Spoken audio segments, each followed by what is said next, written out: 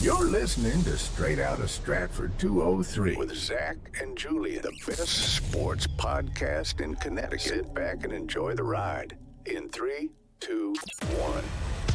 Straight out of Stratford, slinging takes like Stafford, talking all the big games, have a beer right after. When it comes to the facts and the stats we provide, better know that our names will be up in the rafters.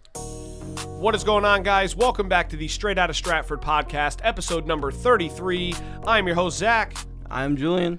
And we are officially back in the studio after a nice little week of Olympic action, as well as some MLB offseason, NBA All-Star Weekend, and obviously NFL free agency, and the franchise tagging window is currently going on. So we got a lot of stuff that we're going to be covering today, but we will start out with the MLB news first.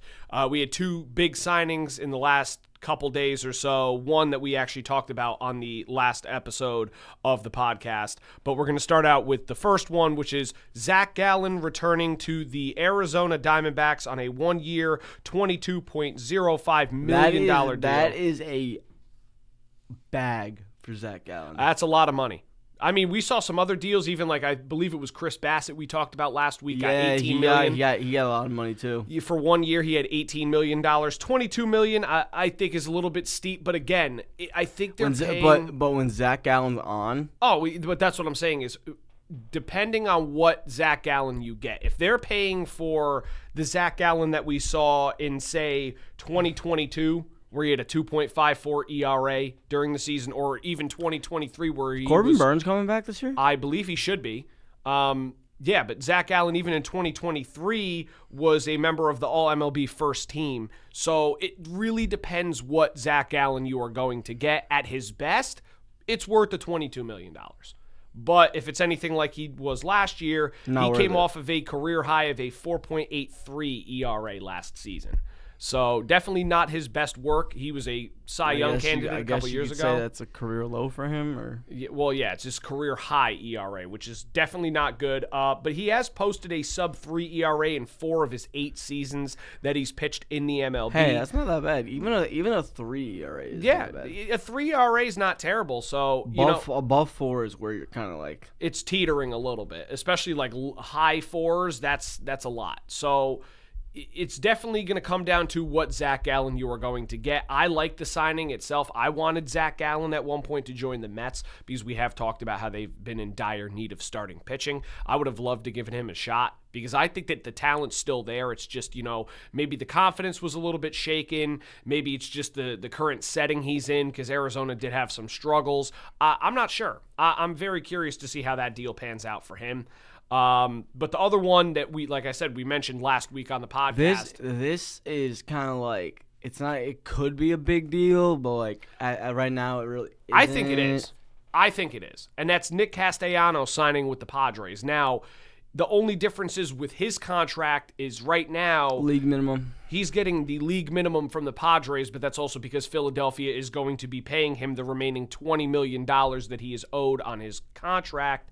So this signing itself, I think the Padres just took a very big swing at it, and I think it's a good move for them because Petco Park's a very hitter-friendly park. Well, it is, but it's also the sake of look at their outfield now. You have Tatis, Nick Castellanos, and Jackson Merrill as your outfield. Well, Castellanos is going to be playing the DH. Most likely, but they will have him probably in the outfield for some games. He's still a pretty decent fielder. He's got a good arm. So I like the signing a lot for San Diego. I think that it definitely puts them in more of a contention to make a playoff run this year. Now, granted, NL West is very, very loaded, as we saw, and you got the MLB favorite back-to-back World Series champ Dodgers coming out of that same division. But it should be a fairly competitive team that San Diego's putting together. Obviously, like I said, when you have guys like Tatis, Jackson Merrill, Castellanos, Jake Cronenworth, they got some guys. They definitely got some guys. I'm pretty sure Ryan O'Hearn should still be with them as well. So you say Machado? Oh, Manny Machado. Yeah, it's another name that I completely didn't even bring up. So again, they got some talent, and I think that that's a very decent signing for them. Nick Castellanos has been a pretty consistent hitter. He's batted .272 in his career. Even last year, he batted only .250, but not bad with 17 home runs, 72 RBIs for the Philadelphia Phillies. He's still going to produce, no doubt about it. Nicky bombs. Yeah, so I think that the signing is actually a pretty good one for San Diego. Like I said, they got a good shot at making a decent run this year. Obviously, I don't know if they're going to beat the Dodgers, but again, pretty solid roster. Adding Castellanos is a pretty decent move as well. Yeah, but that's really all that we saw from the MLB other than the fact that we have spring training starting today. So you are going to see some games being played. So it's official that baseball season is finally back now. Yes, I'm excited sir. for its arrival because it may be the last season we have before a nice little lockout. So It could be 1 year. So my question about the whole lockout thing, right? How does that affect contracts? how does that affect contracts? That's, Does to be honest, does it push it back? I think that it voids it for the year, if I'm not mistaken, or it does end up getting pushed back. That's something that the MLBPA is going to have to discuss as well. I could assume that there's probably something involved Like there. if a player has 5 years left on his deal and the lockout's like 2 years, does he want to come back with 3 years left on his deal, or? Like I said, that's probably something the MLBPA is going to go over during this. If they do have the lockout, they'll probably say, "Listen, we'll push the contract back a year, or maybe there's a certain clause in it that allows them to void the year and not have to pay it." I'm not sure how exactly that will work, but it's going to be interesting to see because we're going to end up most likely having a lockout. There's a very, very good chance of that. As much as a lot of fans don't want to see it happen. I'd be surprised if we don't have one. I agree with you. I said the same thing. I think that at this point, it's not a matter of if it's going to happen. It's a matter of how long it's going to happen. I have one thing to say about that. Thank you, LA. Yeah. Well, it's not just LA though, too. It has a lot to do with the fact that a lot of these big market teams maybe not so much the Yankees, even though you guys are a big market, but teams like the Mets, teams like the Dodgers, the Blue Jays, even the Padres at some point, you look at how much money they spend during every offseason. This is where I kind of said not the Yankees because I know the Yankees haven't really spent like they have before. No. But all these teams are spending so much money, and meanwhile, there are teams like the Oakland. Athletics. Not even Oakland, Sacramento. Well, that's why I said the Athletics, because technically they don't have a location. Vegas. But they're all over the place. But all those teams that are at the bottom of the barrel that aren't spending, even the Miami Marlins is a perfect example. They have a decent amount of money they make every year, but they don't spend a lot on free agents or retaining players or bringing in new players. Meanwhile, you got teams like LA, the Dodgers, that are going out and buying within everybody. 3 years. Ohtani, Yamamoto, Sasaki, Snell, Kyle Tucker, Edwin Diaz, Tyler Glasnow. They traded for him. Well, yeah, but still, they still have to pay all these guys. Edwin Diaz. Okay, cut it. Okay, you don't even have Devin Williams anymore. Stop I it. didn't want him. I don't care. I know you didn't He's want him, terrible. but yeah, it's just they have gone out and bought or traded for and have to pay everybody. I mean, obviously we know Ohtani's contract is majority deferred. I think there's no more of that. No, yeah, there's going to be a change to that, no question, and there should be. I mean, if you're going to pay a player, you shouldn't be deferring. It's a brilliant move on the agent's part and the player's part to help a team build, but at the same time, Who's Ohtani's agent? it's not Scott Boras.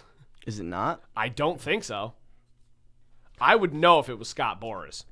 I know that he's got everybody else under the sun, like Giancarlo Stanton and Garrett Cole and Juan Soto and Pete Alonso, I'm pretty sure was under his. He's got everybody, basically. It's disgusting. Let me figure that out. I'm almost 1,000,000% positive it cannot be Scott Boras as Ohtani's agent. I would hope not.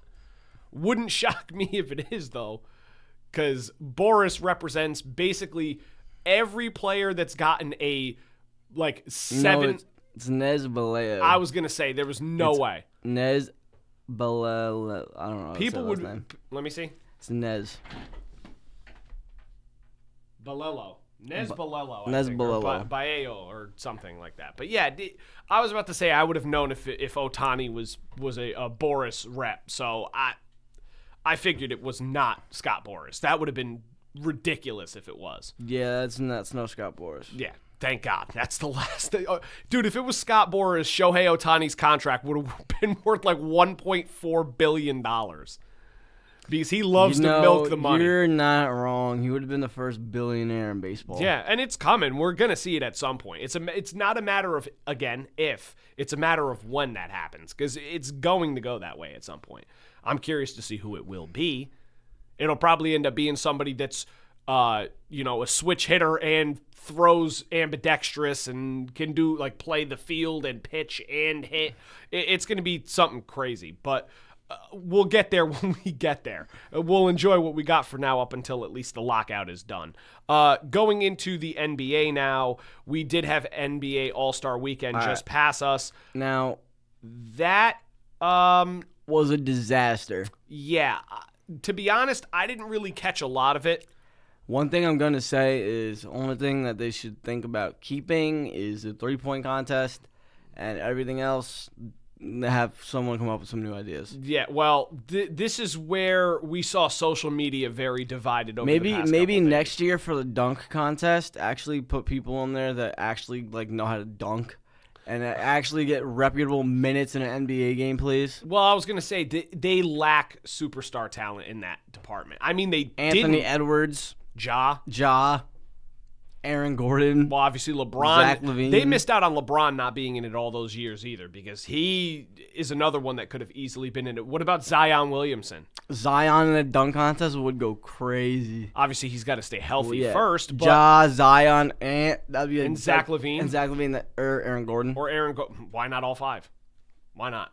But there you go, first five-person dunk contest right there. They got to change something, but kind of going into what we were saying is there was some very mixed reviews on this All-Star weekend so far, and here's what we heard was good from some people, and here's what we heard was bad from some people. So obviously a lot of people liked the fact that Damian Lillard came back and won the three-point contest. Okay, I know last week I said, why would he do that? Because of his... Yeah, you did, and he came out and he won it. And he made me shut my ass up real quick. Yeah, he came out and he won it. Hey, Booker gave him a run for his money. Booker did give him a run for his money, but again, you were saying last week on the thing, I don't know why Damian Lillard's even going to come back and do a three-point contest when he hasn't played the entire season. I don't know how effective it's going to go. No, I didn't like mean it that way. Well, no, I meant like mean it in the negative light of he doesn't deserve to come back, or I meant like incapable.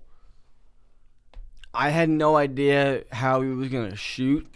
Because I didn't know if he was somebody who shoots through his legs instead of his arms. You know what I'm saying? Like if he's constantly jumping after every shot. But he didn't. No, but yeah, I know, but he didn't jump at all that much. Clearly, he didn't have to. Exactly, but if he's somebody who does, and he repeatedly did that, it could affect him. It could affect his Achilles. And what I was saying was, I didn't know how he was gonna shoot the ball. I didn't know how he was gonna. Like, I don't really, like, pay attention to Dame like that. His, like, jump shot and everything. So, he's a guy where, like, if he's healthy, you want him on the court. Last thing you want for him to do is participate in something. And then he gets hurt again. And then he doesn't play next year. Yeah, no, you're right. And I was kind of surprised that he made the return at that point as well, too, because I was looking at it going, maybe he returns after the All-Star break and comes back and starts playing, but the fact that I guess he was ready to go. I guess he's not going to – I don't think he's coming back at all this year. He may not have to at all. I'm very surprised that he came back and won it. Now, but again, a lot of people were happy with that.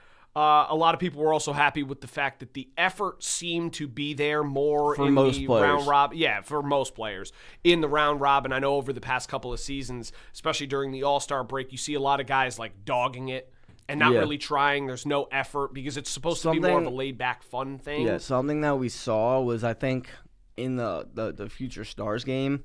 I don't know if it was Future Stars or I don't know, Team USA, I don't know. But we saw Mac McClung participate in the All-Star weekend, and it wasn't in the dunk contest. That's a shocker. That's a shocker. Don't quote me on that. Don't quote me on that. He just signed a contract with somebody, no? The Bulls. I thought he signed with somebody. It was the Chicago Bulls. And then the NBA told him that if you do the dunk contest, people are going to back out. You can't do it. Oh, I was about to say, you know what? There's your dunk contest. Instead of putting one of those other guys we were just talking about. Put Mac McClung. No, put all 6 in there. Well, you could do that. It's the first 6-man dunk contest ever. Yeah. You do top 3 move on, and then then give them another 2 dunks, and the best people out of those 3 win. No, I could see it. I saw some guy put out on Twitter who says no to this.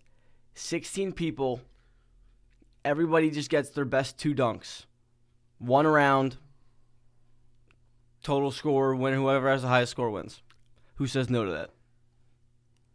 Probably Adam Silver. The 16 best dunkers in the league. Well, again, that's if you're going to be able to get all 16.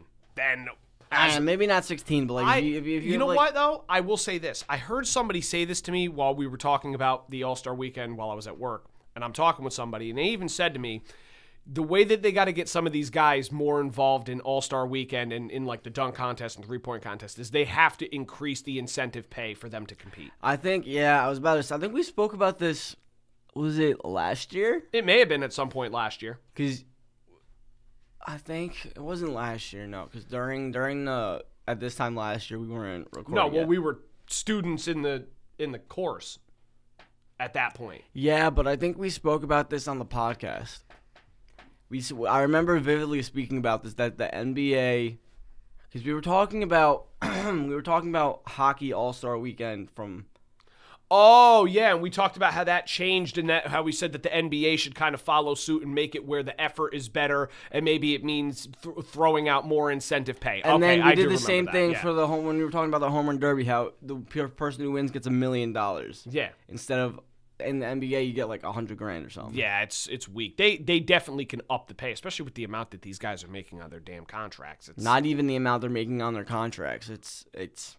Well, the average. Look at some of the averages. Well, yeah, like $70 million a year. But what I'm saying is that the people that are participating in the dunk contest are players that don't make that much on their contract. Yeah. So what they're doing is they're not incentivizing like people like Anthony Edwards. Like, I'm not gonna go out there and risk hurting myself during a dunk contest for $100,000. Yeah, no, a lot of them would not do that. I could sit on the bench for a game and almost make $100,000.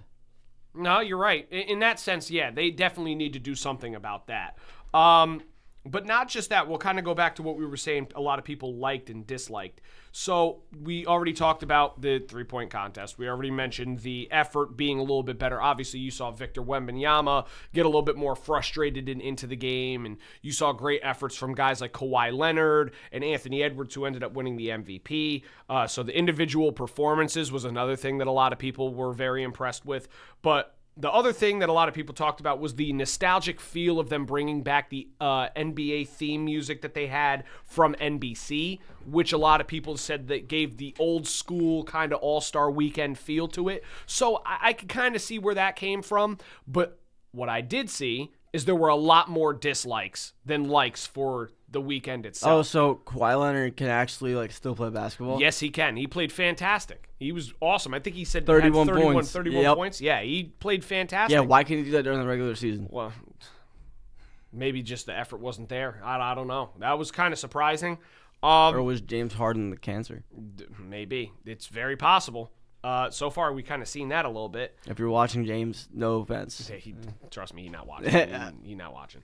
And that's okay. He's going to the strip clubs and wherever he is now. Cleveland. But, yeah, no. So the big dislikes that we did see, though, was the lack of creativity in the dunk contest as well as the star power. You're having somebody get hurt in the dunk contest. Like, well, it's not even that. Like, the win. Did you see the dunk to win the It wasn't that impressive. It was somebody got half of what Zach LaVine did years ago. Somebody got a 50 on a East Bay, right, or something. Yeah, well, that guy did a windmill from in front of the free throw line by like a couple steps, and they gave him the like a 50 on it. It's like, come on, man. This is not. That was probably one of the worst dunk contests that we've had in almost a decade, maybe longer. No. There was a player.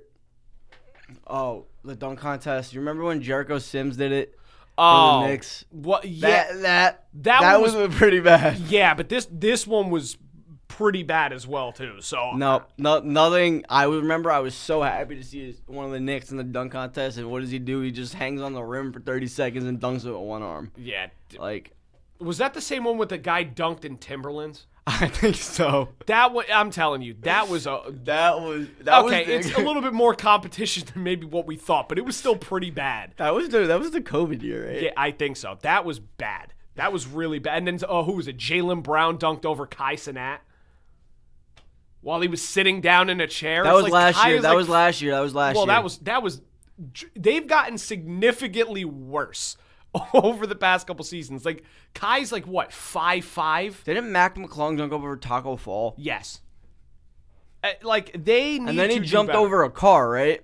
Well, I know Blake Griffin jumped over. No, a last car. year. Mac did. Yeah. Yeah. They have some guys that actually do well, but overall this year it was terrible. It was obviously won by Kashad Johnson of the Miami Heat. Another big dislike. I feel like Kashad Johnson did more dancing than he did dunking. About right. That's about right. Yeah, no, on top of that, another big dislike I saw a lot of people ripping into was the fact that there were empty sections in the arena on Saturday night. You know what they should do? You know how they have a celebrity all-star game and a celebrity 3-point contest? They should do a celebrity dunk contest. Yeah, no, it's not happening. There's not many celebrities that are dunking. Not many. There's some. Some. You'd have to lower the hoop a little bit for some of them, though. Because it Adam Sandler, J. Cole. Adam Sandler is not dunking on 10 feet at his age now. Maybe a couple years ago, yeah. Not anymore. J. Cole, maybe. If they lower the rim, I feel like there's a few people that they could. That's a celebrity dunk contest would be insane. Well, it would actually be pretty funny to watch. Exactly. That's what they need to do. Yeah, but Adam Silver, if you're watching this, you're probably not, but if you're watching this, work on it. He's not working on it. Trust me, he's not working on anything except what we'll bring up in a couple minutes. But yeah, no. So when somebody send this to him, work on it. Yeah, go for it. A lot of empty sections also on Saturday night, so a lot of people felt like it was lacking atmosphere. Well, yeah, because there's nobody wants to go watch what's his face win the dunk contest. Yeah. There were a lot of people that didn't want to watch a lot of the events. I feel like the biggest one that people watched 3-point was the 3-point contest. And I can guarantee you that's only because of Damian Lillard and Devin Booker were both participating. Well, and then they have not the skills challenge. I think it's called the Shooting Stars challenge. Yeah. Which, I mean, the Knicks ended up winning that with Jalen Brunson and Karl Anthony Towns. Yeah. And who was it? Was it Allen Houston?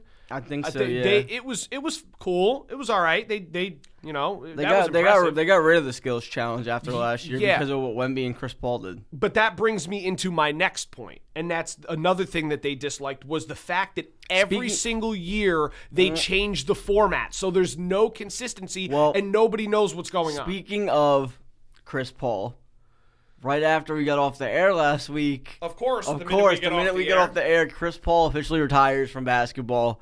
Future Hall of Famer. I think on his farewell tour season, he was kind of definitely disrespected by both organizations that he did go play for. 100% he was disrespected. One of the better point guards that we've gotten to watch, especially one without a championship, which is crazy. But the fact that they did him as dirty as they did in his final year when everyone knew it was a farewell tour, basically, it's kind of messed up. It's basically like next year when the Lakers are like, you know what, LeBron, it's your last year. You know, we could send you back to Cleveland. You know, I don't know. You know what? Just don't even come into play. You're not even worth us wasting a seat on the bench for. Well, maybe. But that won't happen because it's LeBron James. He'll get his farewell tour, and he will. It. Yeah, but again, the biggest thing that I did not like about it, which I just said, was the fact that every year now they are trying to change something. And there's zero consistency. No. Zero. The only thing that stayed consistent is the 3-point contest. Well, in the sake of the actual format, the dunk contest is the same. The 3-point contest is the same. The All-Star game has changed a lot. The Celebrity All-Star game is the same too. But that's another thing I saw a lot of people ripping on was there were people complaining saying that there was not enough recognizable names in the All-Star game. You know what doesn't make sense is that why you're allowing former NBA players to play in the Celebrity All-Star game. That I can agree with. Like Taco Fall, Jeremy Lin. Yeah. That's why I was kind of surprised by that too. And they put him on the same team. Yeah, that didn't make sense. But there were people complaining, saying, oh, well, there's not enough recognizable people. Now, for me, I knew a lot of them. Like, we knew Shams Charania, The NBA insider for ESPN was in it. I know there's some dude from Dude Perfect that was in there. The tall guy. Yep. And then they had, who else? Obviously Taco Fall, Jeremy Lin, Amon-Ra St. Brown was in it. Mustard was in it, which a lot of people like. Then Jenna, I think her name is Jenna Bandy. Yeah. She's been more of a popular person on social media, so she started to gain a little bit of traction with like sports-related videos. So it's understandable why some people did complain because it's a newer generation. But at the same time, I wouldn't say that you could pull up the full list. But there were a lot of names that I knew. Now, there were some of them, did I know them? No, never heard of them before. And it's not like other years where you've seen like Drewski and Puka Nacua and who else? Like Quavo and Chris Brown and J. Cole and whoever. Like there have been some really, really big names that have played in the Celebrity All-Star Game. Even JB Smoove was in it at one point. There's a lot of big names that have been involved in it, but a lot of people said that it didn't really reference basketball culture in that area. All right, so the rosters were Keegan-Michael Key. That was another name I missed. Yeah, that's a big name. Key and Peele. Yeah, from Key and Peele. Rome Flynn, Dylan Wang, Shams Charania, Jenna Bandy, Rick Schnall, Taco Fall, Jeremy Lin, Glorilla. Oh, Glorilla was in it too. That's right. Cafu. And Amon-Ra St. Brown on one team. That other team was, I'm sorry if I mispronounced this. I think it's Simu Liu, the guy from Shang-Chi and Marvel. Oh, yeah. Okay, yeah. Simu Liu. Yeah. Cody Jones. This isn't big enough. Yeah, I know. I just looked at that too, and they made it really small on you. I'll see if I can find a better picture on. But see, they already still do have some big names. Like, you're not going to get A-list celebrities or even B-list celebrities to do it every single year. It's not going to happen. Like, it's just not. I don't understand where they think that they're going to get all of these people to participate every single year. But they got some pretty big names. I'm just going to do this. It's a bit easier. Yeah. Bad shot. Andre DeGrassi, Taylor Frankie Paul, Matt Ishbia, Jason White Chocolate Williams, another former NBA player. Oh, yeah, White Chocolate, baby. Nicholas, I don't even know how to say his last name. Van Steenberge. Nicholas Van Steenberge, I guess. He's not watching, it doesn't really matter. Mustard, Adrian Nunez, and Keenan Allen. Oh, yeah, that's right. Keenan Allen was in it, too. But see, like, there's a lot of big names. Keenan Allen balled out, too. Yeah, well, there's a lot of good names that were on that list, but, like, there were still people saying, I don't know half of these people. And it's like, well, you're not going to know half. Yeah, but what you don't understand, right? They try to get a good mix of different generations. Half of the athletes that you see in today's, like, sports, in their contracts, they have clauses to where they can't go participate in any of these other sports. I understand that, but they weren't even saying just the sake of athletes. No, but what I'm saying is, like, the older people, if you see, like, some, like, if you saw, like, oh, we don't know anybody, but if you say you saw, like, a Judge or Stanton or a Mahomes, like, they'd be like, oh, yeah, I know who that is. Like, they can't even do that because... Yeah. But they could still get other celebrities, though. It doesn't just necessarily have to be, like, athletes or actors or singers. Like, I've seen better all-star celebrity games than this one. So I can understand where it comes from, but again... I've said this to my friends for baseball, what I think Rob Manfred should do and what Adam Silver should do. I think that they should do not a celebrity all-star game. I think they should do, like, a all-time all-star game. Yeah. And I think they should do an all-time home run derby. That would be a pretty decent idea. You see, A-Rod, Albert Pujols, like, those people come back and do a derby once a year. Maybe. And then you see, like, players like Shaq, maybe Chuck come out once a year and play not with those knees. Not with those not knees. Even like a full game, like a half an hour, like 15-minute half, like they ain't gonna want to do it no more. They can't move like that no more. You know who would play in that game? Gilbert Arenas. Gilbert Arenas probably would play in that game. But there is one thing that you said Adam Silver didn't do, but there's one thing he did do, and that is he just created anti-tank rules. And I think there are a lot of teams or a lot of sports that should follow in the footsteps of this. Like I can agree. I'll just kind of read through a little bit of the terms so far from what he's mentioned could happen. So they have first-round picks can be protected only if they are top 4 or top 14 plus. So there's no more, like, lottery protected. There's no more if they're in a certain position, which I agree with. Lottery odds freeze at the trade deadline or if they will announce a later date. Wait. If you said top 14 plus, those are all lottery protected picks still. Well, yeah, no, that's what I'm saying. That's the segment that's not protected now. Oh, so it's just 1 through 4 and not 5 through 14? Yeah, correct. Oh, okay. Then you also have lottery odds freeze at the trade deadline or later date, like I already said. Teams cannot pick in the top 4 in consecutive years or after consecutive bottom 3 finishes, which I think is a decent one. Yeah. Then teams can't pick top 4 after making the conference finals. That one I 100% agree with. Yeah, Sam Presley. Yeah, good luck with that one. Because they're like, look, imagine if Oklahoma City made the conference finals and then they get a top draft pick again. That's gonna happen this year. That's because they have the Clippers first round pick. Yeah, nah, that ain't happening. Cause then this year it is. Well, this year it is, but then in the future it's not. Lottery odds allocated based on 2-year records, so they'll only be able to use a team for the past 2 seasons to kind of determine where their lottery odds sit. And then the lottery is extended to all play-in teams. That I also agree with. I think that if they're a fringe playoff team, they kind of deserve to get a higher-up draft pick to kind of help themselves build towards being more competitive in the future. And then all odds for lottery teams will be flattened, so it should make it a little bit more fair for certain teams to get a higher pick. What I like about this is that it's going to regulate the league. You're not going to have one team be consistently bad for 1 year and have another team be like a little better than them, but stay worse because the team that's worse always gets the first pick. Yeah. And they always get the best player coming out of college. And then all of a sudden, you have a team that's been bad for 4 years become contenders the next season. You're not going to see that as much anymore. Yeah. Because let's say, like, if that happened last year, Dallas got Cooper Flag. Oh, they're not doing that well. They can't get the first pick, can't get the second pick, can't get the third pick, can't get the fourth pick. Yeah. They'll have number 5. Yeah. At best, they would have the 5, and that's if that even happens.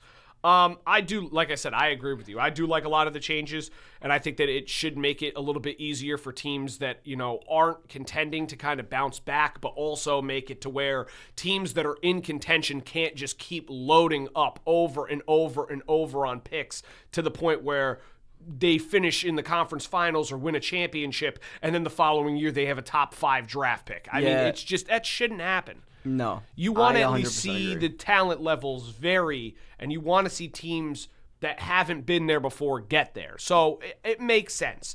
I do like that a lot. Or teams that haven't been there in a while. Yeah, no doubt, because there are some teams that have not been relevant in a while. They haven't made the playoffs, and it doesn't look like they're going anytime soon. Brooklyn. I mean, they had That was a whole failed experiment with KD, Kyrie, Harden, and all them. But Blake Griffin. Yeah, that did not pan, but ever since then, they've been, again, irrelevant. So they want to start bringing it and making it to where those teams can be a little bit more relevant, which is fair. Now we'll kind of go into the Olympics a little bit. A lot of good stuff to touch on here.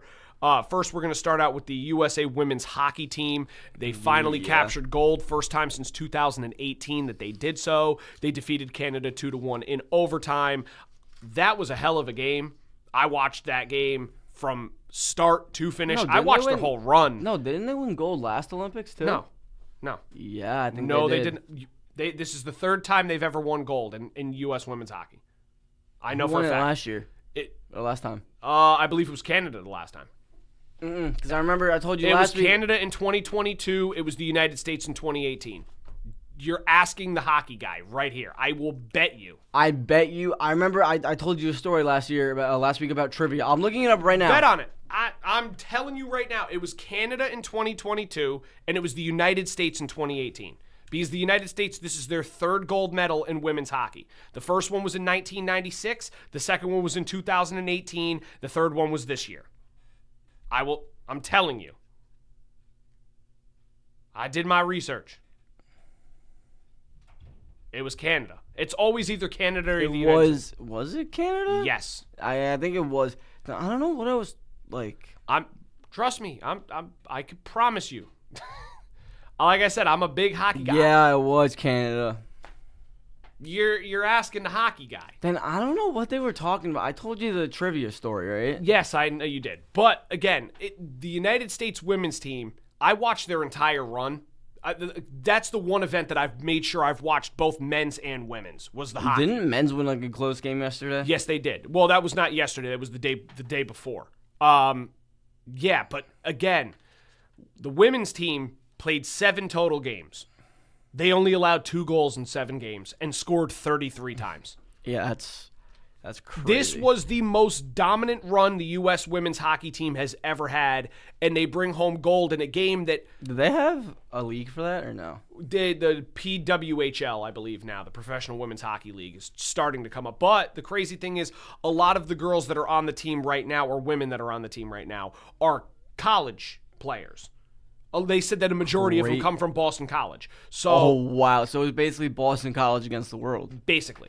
And, Holy so they crap. showed up and showed out this year. It originally looked like they were going to lose late into the game. They were losing 1-0 until about 2 minutes left in the game, where the United States ended up pulling their goalie, and Hillary Knight, who's their captain, scored on a deflected shot in front of the net to tie the game up with 2 minutes left. And then they put their goalie back in, I'm And assuming. then, of course they did. And then they went into overtime, and 4 minutes in, you see a goal from Megan Keller, which... unbelievable move to absolutely embarrass the defenseman and then go backhand squeak through the pad and roll into the back of the net. What time do the men's play today? The men's play at 3 o'clock today. I will be watching that game. I will also be watching that the minute I get to work. I will turn that on. But I was watching the USA women's run as well as the men's run so far. Both teams look very good. The men's, it's going to be a little bit more difficult. The U.S. women's team, like I said, was very dominant. Are the men also playing Canada? No, the men will be playing against Slovakia today. As there's actually a game going on right now as we speak, and that is Canada versus Finland. In the other semifinal game, that's currently happening right now. It's still semifinal. It's still the semifinals. That is currently going on right now. Let me. You might want to look it up and see if there's any score in the game. I wouldn't be surprised I if would there put is. my money on Canada though to win that game. Yeah, Canada's got one heck of a roster, even though Sidney Crosby is out and he's been replaced today with an injury in the last game. Canada versus Finland right now. So the men's hockey team, like you said. We'll check that score first, and then I'll talk about the U.S. men's hockey. Wait, Finland's up 2-0. Whoa!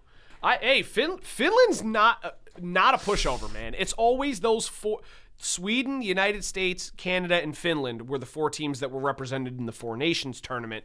A lot of NHL players. Finland's not a knockoff, man. Finland is very, very good. A lot of people went into this game. I would also say that. Off personal betting, if I was going to bet, I would have taken Canada too, based on their roster. But Finland's no pushover. Whoa. They got a roster. So it would not surprise me if there's a little bit of an upset. Yeah, that's crazy. But at least we'll go to men's hockey really quick. Second period, 10 minutes, 40 seconds left. That's a lot of time. There's still half the game left. That's a lot of time. It says P2. Is that second period? Second period, yep. They're, like I said, more than half the game Second period, left. 14 minutes left. Yeah, there's a lot of time left. But still, that's Canada. It's a shocker, yeah, of course. But again, game ain't over till it's over. So the U.S. men's hockey team, however, which we'll just go to really quickly, beat the who was it in the Sweden? Sorry, wow, brain fart. They beat Sweden in the quarterfinal 2-1 in overtime. Another one where the United States was winning until super late in the game. They got an opening goal from Dylan Larkin. Mika Zibanejad tied the game up for Sweden late in the game. They ended up going into overtime, and the absolute dog of Quinn Hughes came out and scored the game winner for the United States after being called to the bench and him waving the coach off, waving off Mike Sullivan and going, "I'm not coming to the bench." Gets the puck, wraps up to the top of the slot, and rips a shot and scores the game winner. Absolute That's actually what he did. Dog. That's actually what he did? Yes. That's insane. He waved off the coach. They wanted him to do a line change, and he said, "No, I'm staying." Stayed out and then scored. Absolute madman. If that ended poorly, that could have been... It could have, but you know what? That is why it is Quinn Hughes. He's one of the best defensemen. Sorry, let me rephrase. He is one of the best players in the NHL right now. And it's not really a surprise. So huge moment for him. The United States gets their win. Like I said, they will be playing against Slovakia today in the semifinals at 3 o'clock. I will definitely be tuning in and watching that game. I'm probably going to end up catching the end of that game at some point. It's pretty ironic that Zibanejad scored for Sweden, but dude, he had a good tournament. But can't really do that for the Rangers. Well, the Rangers have nobody else either. Sweden's got a good roster too. Like I said, there are a lot of NHL players on that Sweden roster. It's almost all NHL players. I understand that, but like, you could put some effort into like the actual. Hey, you know what? Representing your country brings out another form of animal in a lot of these guys. Well, too, maybe hopefully this will wake up Mika Zibanejad and. Trust me, it's too late anyway. The Rangers ain't going anywhere. So. No, they're not going anywhere, but it would be something that at least fun to watch. You know, Mika Zibanejad goes on a run for the rest of the season. Trust me, watching Rangers hockey is not fun right now anyway. Even if Mika's on, that team is bad. So. Yeah. Well, now, I do want to say one thing. An idiot. Well, yeah. Let's not talk about him, otherwise I'm going to rant. I'm going to say one thing, and I apologize. I came out on the podcast last week, and we were talking about figure skating, and I said that Ilya Malinin was going to win easily in the figure skating event for the individuals, and I kind of jinxed him a little bit. He fell twice in the event and did not even place in the top. You're always jinxing stuff. Dude, the thing is, had he landed what he attempted, there's no question he wins the event. It's just the fact that he fell. Did he try doing a backflip again? No. He tried doing 2 quad axles, which, again, he's the only person to be able to land a quad axle, and he fell twice doing it. The funny thing is, I think you said he's going to do 2 quad axles and he's going to come first, and he failed on both of them. No, he did the 7 of them. He did 7 of them? He was scheduled to do 7, and he landed a couple, but later in his routine, he fell twice. And that's what ended up costing him a medal spot. And the thing is, I know that it stinks to see it. He's only 21 years old, so he's going to have another Olympics to come back. He's the #1 figure skater in the world, even though he didn't win the Olympics. He's got tons of national championships and Grand Prix championships for figure skating. He's ranked as the #1 in the world. He's only 21 years old. He's got a great future, and on top of the fact that he's still a gold medalist. He won a gold medal with the team event for figure skating, so he's still a gold medalist. Figure skating's done, right? I think so. I think yesterday was the last day of it. But again, very impressive showing from him. It sucks that it didn't end up panning out the way that everyone expected, including myself. But the quad god will be back, and he will be doing some damage. But the last thing I want to bring up before we go into some NFL talk is just the medal count of where we're sitting right now. So the United States sits second place in total medals, only trailing Norway, who is on an absolute tear. They got 17 gold medals right now. One guy has 8, you said, or 6. Yeah, well, no, he broke the record for most gold medals in his category. So not this year, but he's still got a lot of medals this year as well. But yeah, no, the United States has 9 total right now for gold medals. They have 2 in alpine skiing, 2 in speed skating, 1 in freestyle skiing, 2 in figure skating, 1 obviously with the women's ice hockey team yesterday, 1 in bobsledding, and then last night's was one of the ones that I mentioned for figure skating. They have one in bobsledding. Yeah, I think it was in women's monobob, so it's one person in the bobsled for the women. I was about to say, like, I spoke about this last week, but no, I saw the video of the bobsled team falling out of the sled, and I didn't think they were getting a single medal. No, yeah, well, they also do like dual, mono, and then the team ones, but the solo one, she won. Did you see that the guy who had like the Venom helmet? Yeah, that was pretty cool. Yeah, no, they've had some really, really good show out from the U.S. team this year so far. Still a couple more events to go, so it'll be curious to see what other ones they could take home. I know they were competing in women's curling the other night. I don't know how it finished because I ended up leaving work right before it did finish, so I didn't catch if they're still in. Game. Trust me, I don't understand. It's cool to watch. It's like I don't shuffleboarding on ice. Yeah, but I don't understand the scoring fully. But I know that the United States needed Great Britain to lose in women's in order to advance to the semifinals. I don't know if they did or not, so that's something we'll have to check up on at some point. But again, 27 total medals so far, only sitting behind Norway. Italy's right on their tail with 26, but they already have 9 gold. Hopefully, I'm hoping that the United States can secure a win in hockey today and at least get closer and securing themselves a medal for both men's and women's hockey. It'd be great to see them both bring home gold, but we shall see how it goes depending on what happens with the Finland-Canada game as well, too. But the last thing we'll kind of touch on is we're going to go through some NFL stuff right now. Couple big names that could possibly be on the move this offseason. Some in regards to free agency, others in regards to, like we mentioned before, the franchise tag window. Maybe even a possibility of a trade. So I'm curious to see where all of this goes. But the first name we're going to start out with is one that is, right now, in my opinion, solidified himself as a Hall of Famer. No doubt. A lot of people actually have disagreed and said that he's not. I think that they're absolutely crazy. He tied Jerry Rice's record. And that's Mr. Mike Evans tying Jerry Rice's consecutive 1,000-yard receiving seasons record. And if he didn't get hurt this year, he would have broken it. He probably would have broken it, yeah. Personally, they're saying that since he's a free agent, that there's a couple teams that are going to be looking into signing him. No, actually, the teams that I have, which I will read through, it kind of makes sense. I personally believe there's no way he's leaving Tampa Bay. He is going to finish his career as a Buccaneer. He started there. No, he didn't. Mike Evans? I think he started in Houston. No. I'm almost positive that he was drafted by the Tampa Bay Buccaneers. I don't know about that. Out of Texas A&M, he was drafted by the Tampa Bay Buccaneers. That's what I'm thinking of. He went to college in Texas. He played for the Texas A&M Aggies. I know that for a fact because that was the Johnny Manziel years that he was there. So yes. So there are 5 teams that are really looking into him. Again, I think that Tampa signs him back and he stays. Maybe Chris Godwin's the one that leaves. Would not be surprised if that's the case, even though he's hurt anyway. But there are 5 teams that are looking into him that I think could potentially sign him. Who's looking into him? Kansas City is looking for a veteran wide receiver 1. Makes a lot of sense. They definitely need somebody to step up and be a mentor and a leader in that locker room, and especially in the wide receiver room. Buffalo, obviously we know why there. Josh Allen needs a number 1 receiver, has yet to really have one. Baltimore. I wouldn't be surprised if he goes to Baltimore. Baltimore, the only reason why is, again, looking to kind of mentor Zay Flowers and be another additional piece for the Ravens, especially with a new coach and a whole new system they're going to be working with. Evans could be on the move there. A dark horse team that I saw a lot of people talking about was the San Francisco 49ers, with the possibility of Juwan Jennings leaving in free agency. Brandon Ayuk most likely played his last snap in San Francisco as well. No, not most likely. He did. Definitely. So they're going to need some replacements. Yeah, they might lose third and Juwan.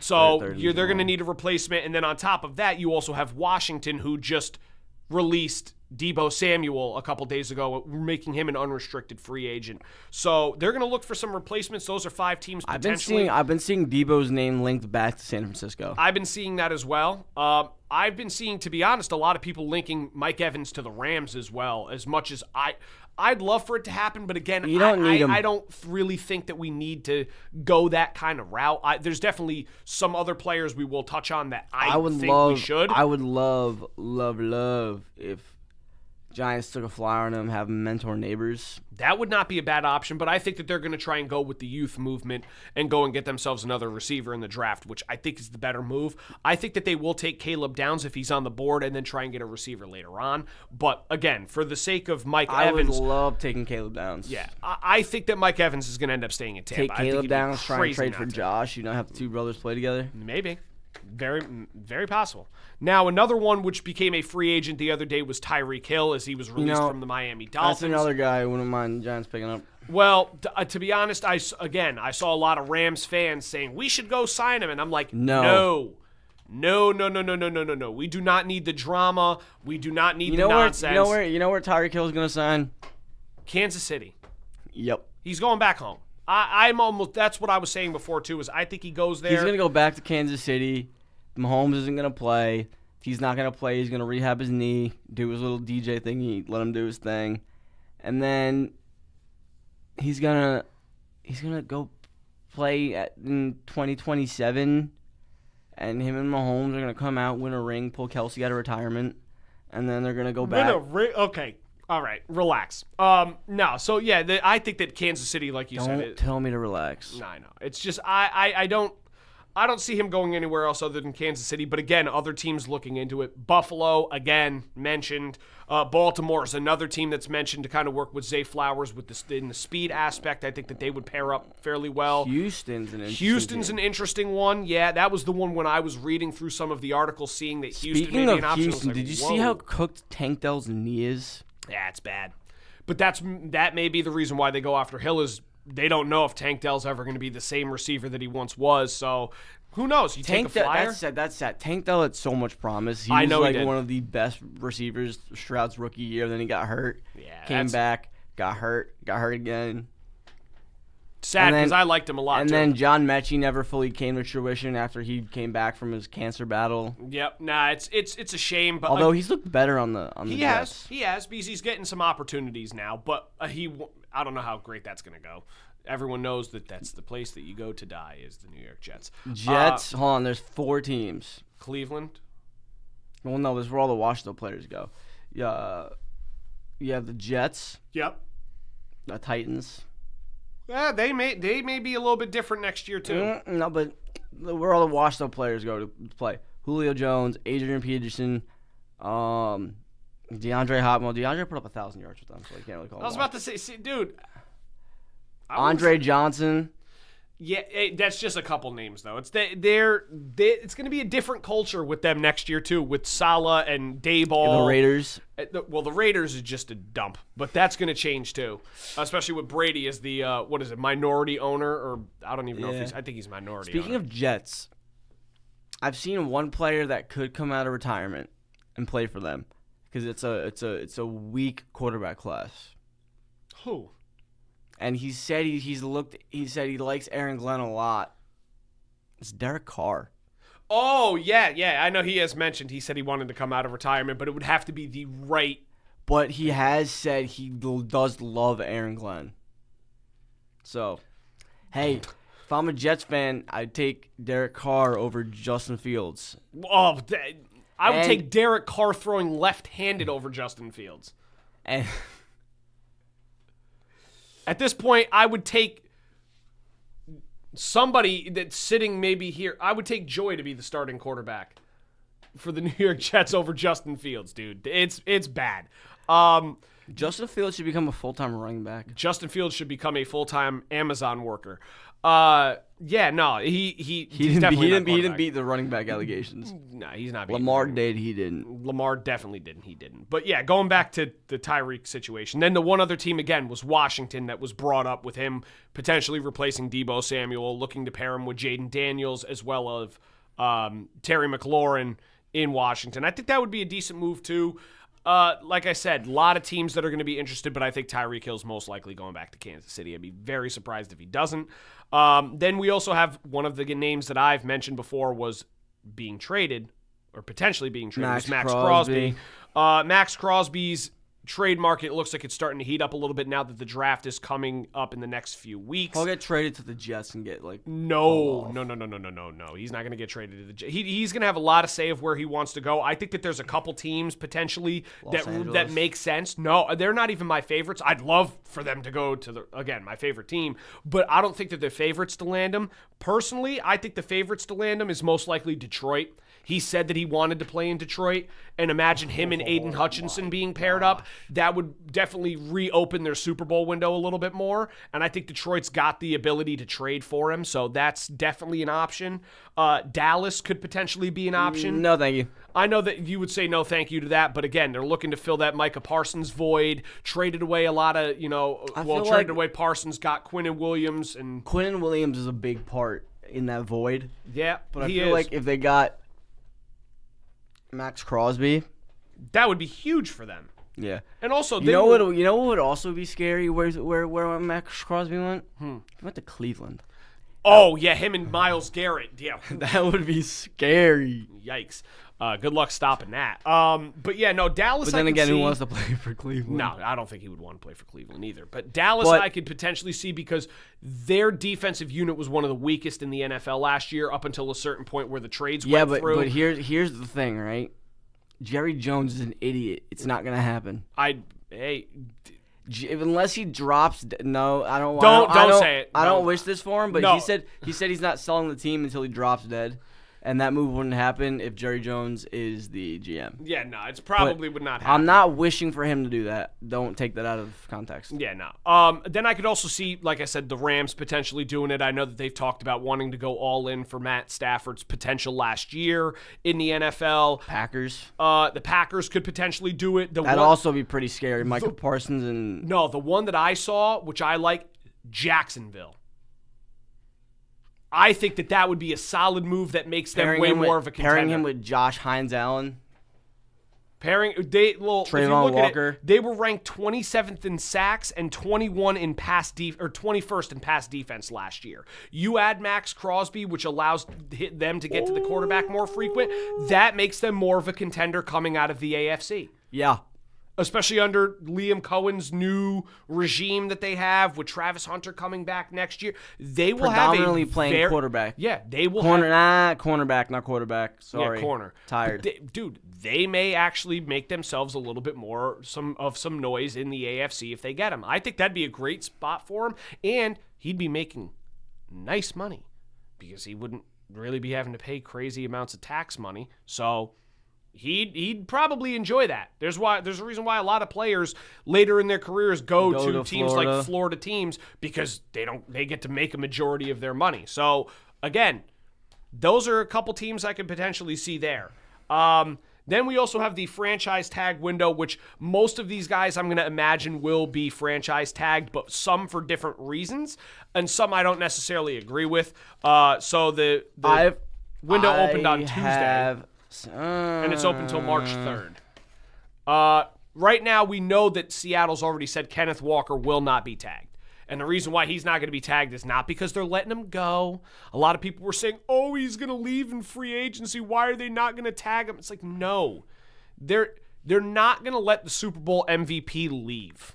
They shouldn't, but I wouldn't be surprised if it does happen. I'm not going to lie. Hold on. They have a lot of other pieces that are also impending free agents, as where replacing a running back in the league isn't as hard to do as it is. That's true. As replacing like a cornerback or like a safety that can let us show them that they have like solid production. Well, I know that they prioritize extending JSN. That was their big one that they've already said. Plus, at the same time, the career longevity for a running back's production, aside from Derrick Henry, their age of falling off is at a pretty young age as well. The other that's why most teams are pretty hesitant to hand out big contracts. You're to running right, backs. but I also think the other big reason why they do decide to bring him back is because Charbonnet is also set to miss almost all of next year. So they would have to draft 2 running backs in order to fill that void. So I guarantee you that Walker is going to end up re-signing to an extension. I'd be very surprised. Now, this is one we argued about before when we were talking about it, and that's Kyle Pitts. I 100% think that Atlanta franchise tags him. He just came off of one of his best seasons, the best season of his career. He almost topped 1,000 receiving yards. He has some great production.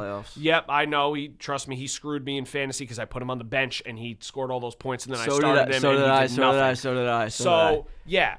It was week 1 of fantasy playoffs, and my tight end 1 was Tyler Warren, and I'm like, should I swap him for Kyle Pitts? And my friend's like, no. Or my friend was like, yes. And then I'm like, I don't know. And then Kyle Pitts went absolutely nuclear against the Buccaneers. Yeah, that was a shocker. And I was watching that game with him, and he looked at me. He goes, you're just an idiot, bro. I'm like, yeah, but again, I know that you were saying no. I 100% think he's going to get tagged just because, like I said, he produced really well last year. And I think they look at it more of, we don't want to give him a contract extension right now because there's no guarantee that he will duplicate the same season. However, if you franchise tag him, he's there for at least 1 more year. If he plays well, it doesn't just because they tag him doesn't mean that he also has to sign there. They could also trade him away. They could potentially trade him. Now, there's one player I will mention later on that, like I said, that's why I feel like GP. No. But yeah, with Pitts, I think that they keep him for that one more year, see how he does. If he has a similar season, they'll probably end up giving him a short-term or a decent-term deal worth a decent amount of money to stay in Atlanta. But if he does not have as great of a year this year, I would not be surprised if they let him walk to free agency the following. George Pickens, another one. There's no doubt that Dallas is going to franchise tag him. He is going to demand a lot of money during free agency, as he very well should after having the year that he had. I think that Dallas wants to play it smart and see, because they have had some issues with him before, especially with the culture in Pittsburgh. I know there was a lot of conflict with him there. I'm curious to see if that replicates in Dallas or if maybe it changes. So I think that's why Dallas franchise tags him, just to see if, maybe he comes out and does what he's done in the past, especially like he did last year. He comes out and proves it, then they could throw him a lot of money. They could also it gives him time to rework a couple contracts to throw him that extra money. I could potentially see that happening. Breece Hall, another one. I see them tagging him, but at the same time, I don't know if it's worth it, if that makes sense. I like Breece Hall. He cracked 1,000 yards last year, even with as bad of a season as the Jets had. But I just don't understand the obsession with the Jets wanting to stay with him when you have guys like Braylon Allen behind him, and you just mentioned before the whole running back situation. There's going to be a large market of free agent running backs coming up this year that they could potentially get for about the same price as Breece Hall and be happier with the situation. So I don't know. I think that the Jets probably tag him just to keep him for one more year. I thought he was going to get moved last year when we talked about it before the trade deadline. I thought for sure he was a Kansas City Chief, and he was not. We did talk about that. But I don't know. I think that they end up franchise tagging him. I just don't see it being the right move. I think that they should start to rely on guys like Isaiah Davis, Braylon Allen, and maybe go out and draft or sign another free agent running back and move off of Breece Hall, because he has had some injury problems in his career. I don't know how they go about it, but that's another name. Now, the one that you just said before, or not the name, but what you said before is it could set up a trade, is Trey Hendrickson. I saw that a lot with George Pickens. I saw it a lot too, but I doubt Dallas trades him. Trey Hendrickson from the Bengals, I 100% see him getting traded. He doesn't want to play there. No, they already had this issue where they tried to franchise tag him before, and he got mad about it. They offered him a 1-year extension on his deal, and he ended up signing it to stay. I think if he doesn't sign it, he would do a Le'Veon Bell and sit the year out, not play, and then. Well, what I think happens is I think that Hendrickson is franchise tagged and then traded to the Detroit Lions. That is another name that has been floated around in the Lions talks for a while, since that whole contract dispute. They said that the Lions were interested in bolstering up their defensive line and adding someone to complement Aiden Hutchinson. They didn't know how he was going to play coming back from that gruesome leg injury. Yeah, and there's a definite feel in the air that Hendrickson's going to be moved. I would not be surprised if, I know we mentioned Crosby potentially going there, but if Crosby does not, Trey Hendrickson is the name to watch out for to go to Detroit. I wouldn't be surprised if he does go to Detroit. That would then be them bolstering up their defensive line, and that would be really, really scary. Like I said, that's what I think potentially Even if happens. They get both of them. Yeah. Well, no, they're not going to get both of them. There's no way that they're going to get Crosby and Hendrickson. That's nearly impossible. If they do, watch out, but I definitely don't see that happening. But it again, would take less to get Hendrickson if they franchise tag him. Oh yeah, it would for them to take Crosby. But still, that only way that I could see that is maybe adding Hendrickson in the deal for Crosby. You sign him and trade for him, and then you trade Hendrickson for Crosby along with a pick, and that's how they get him. And then there's another contract dispute in Las Vegas. He doesn't want to play in Vegas. Yeah, probably not.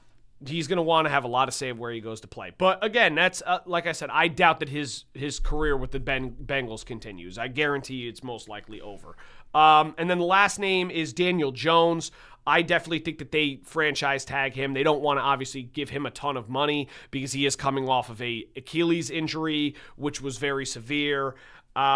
I think that they do have a lot of high praise for him, especially after the year he had in 2025 before the injury. Jones. So I think that they definitely will franchise tag him and let him compete for a spot. If it ends up not being something that they want to move forward with, they don't have to offer him a contract. But I think that they want to at least give it another shot. All I'm going to say is Indiana, don't fall for it. It's a trap.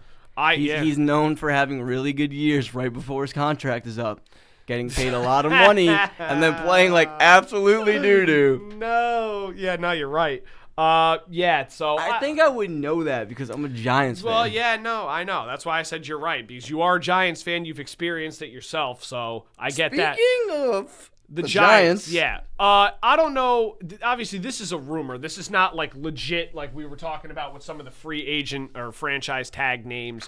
It's not the same, but Mr. Craig Carton came out on his show a couple days ago and said that there is a rumor going around that Travis Kelce does not want to retire from the NFL, but he wants to return and play for the New York Giants. No, thank you.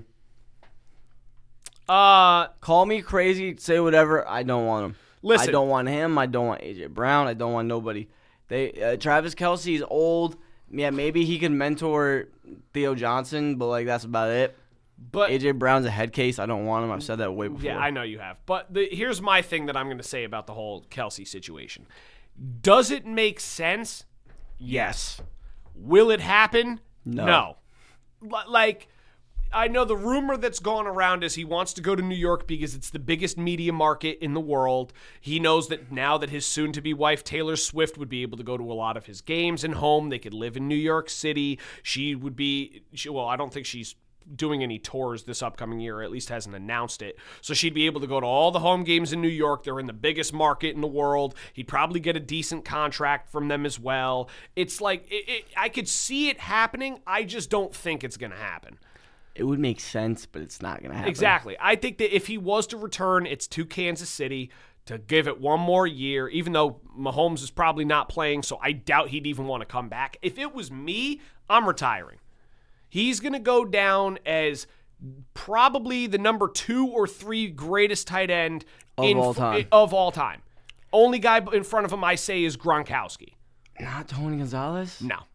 Statistically, I see Kelce above him also with the amount of Super Bowls that Kelce has. It's hard to argue. So, but that's why I said 2 or 3. 2 or 3. Antonio Gates is pretty good, too. Not better than Travis Kelce. Very good. Very, very, very good. Very consistent. Top 5. Top 5. Very consistent Antonio Gates has been. Yes. But, again, top 5, not top 3. Kelce, who are your 3? My top 3 is Gronkowski, Travis Kelce, and Tony Gonzalez. That's and the top 3. Gates 4? Gates is probably 4, yeah. Yeah. That's probably the top. And then, to be honest, another one that a lot of people would disagree with, but... Shannon Sharp? No. Jason Witten. Jason Witten's pretty good, yeah. That's my top 5. Yep, Jason Witten is... I give him number 5. That's personally my thing. So I would give Jason Witten 5. Yeah, that would be the top 5. But again, except the one year you played in Vegas. Yeah, but Travis Kelce deserves to be in that conversation. He's a multi-time Super Bowl winner. He's one of the highest receiving yards leaders as a tight end, especially with touchdowns. I think he's only second to Gronkowski with Tom Brady. So again, it's hard not to put him in at least top 3 conversation. It'd be very surprising. Now, the one other thing I actually did want to mention, too, which I kind of forgot about, was the Rams finally hired their offensive coordinator today. Finally. It was not Cliff Kingsbury. It was their wide receivers coach. Which I got to make sure I pronounce his name right, even though I'm a Rams fan. I know I've botched his name quite a few times, and I do not want to do that because that is my team. Just like you botched post-apocalyptic. I did. They are promoting Nate Scheelhaas to their offensive coordinator, and he was their pass game coordinator last year, and he's going to be their offensive coordinator now. Well, if he was their pass game coordinator and you saw what Stafford did, then... Well, the thing is, I will always trust in Sean McVay to pick the right staff. He's done it his entire tenure with the Rams as their head coach. I trust in them. Their OC last year was was LaFleur, who's currently the head coach of the Arizona Cardinals now. Yeah. So, yeah, no, trust me, Shieldhouse definitely made sense to be their offensive coordinator. I know they talked about it for a little bit. So it made sense to why they ended up pulling the trigger and moving forward with him as their OC going into next year. They also will have Cliff Kingsbury as well, who I can't believe, again, 2 weeks ago, I couldn't even remember his name on the podcast. Then we get off the air and he ends up joining the Rams. He's going to be, I believe, an offensive executive that they have, or like the head of operations on the offensive side of the ball. So it'll be interesting to see how they incorporate him into their game planning and their scheme creation and stuff like that. So again, I have a lot of faith in Sean McVay to do the right thing. But the final thing we will close out with is, I know we talked about it on the end of last episode. We were talking about the fact that we will be adding a voicemail hotline number to our show, so you guys will be able to call in and check it out. We were setting it up last week. We did say it would be ready. Unfortunately, it was not. We do have it pretty much ready now. By next episode, we should have it fully up and running. It will be live. So you guys can probably start calling by about Monday of this upcoming week, and we will. I'd probably say Tuesday. About Tuesday. I would try to leave all of the voicemails or call in before Wednesday night. Yeah, That's ideal. Wednesday night will be the cutoff. One of us will make a promo post about it when it is live, which it could be Monday afternoon, Tuesday morning, Monday night. But yeah, it'll be sometime around then, but I'm just going to give you guys the number now. Obviously, we will post it again, but the number is going to be 203-903-4476. I'll run it back one more time. That is 203-903-4476. That is going to be our hotline number.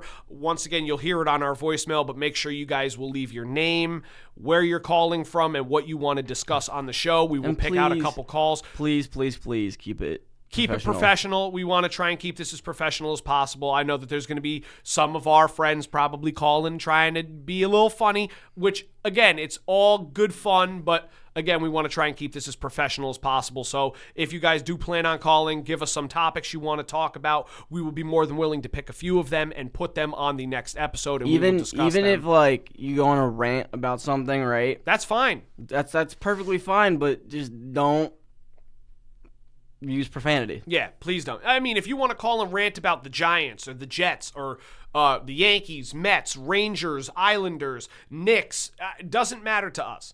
If there's a team that's on your mind that you want to talk about, we will take a look into it. If there's a player that's on your mind and you want to talk about them, we'll look into it. We are willing to do all of that stuff, but at least we, like we said, try to keep it professional, and we will discuss as many topics as we possibly can. We're aiming to do about 2 or 3 per episode. Obviously, up until there are a couple more people that call and maybe we have a little more time, then we may dedicate a full episode to just us answering the phones. Maybe we change the style of how we do it, especially during the off season for a lot of sports. But again, we'll try and keep the show fairly similar to what we've done, but we will incorporate the voicemail section of the show. That being said, we will see you guys next week on the episode. I am your host, Zach. And I am Julian. And we will see you for episode 34.